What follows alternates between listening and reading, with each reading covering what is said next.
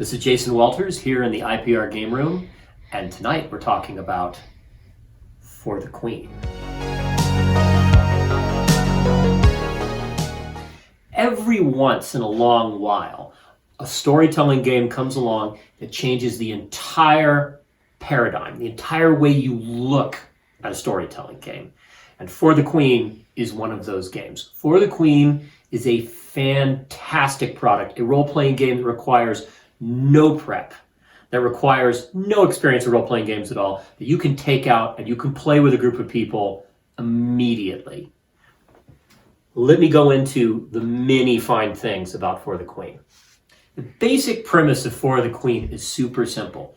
You are all companions of the Queen, traveling with her into a foreign land, into a hostile foreign land. You're her companions.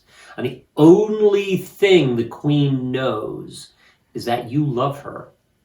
You tell the story of your journey through this foreign land accompanying her.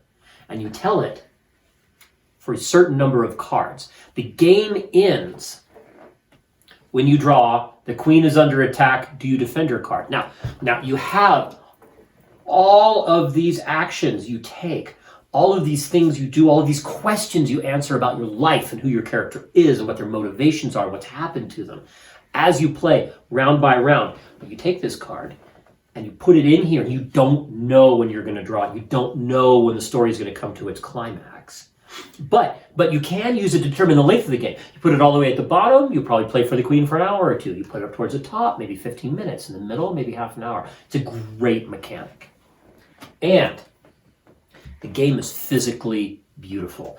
Your Queen cards, you select one before you start to play to give yourself sort of a feel of who the Queen is. And everyone is different and everyone is absolutely fantastic.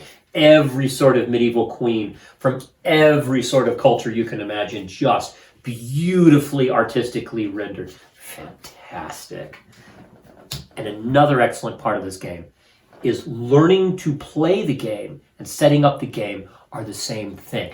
Every player reads a different card giving you instructions about how to play the game and how to set it up as you go around the table. So by the time you actually start drawing these cards, asking you questions about your character, helping you define the character, helping you play the game, you've already started playing the game just by playing the cards, and you've done it as a group.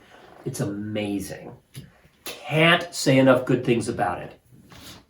So additionally, the game cards comes with a rules card where you can just read the setup steps also, so you really can clearly understand the game, and it comes with the next card, because possibly with a sort of exploration of your character, you can hit some uncomfortable territory, and it's a good idea for somebody to be able to tap out and say they're uncomfortable if you get there.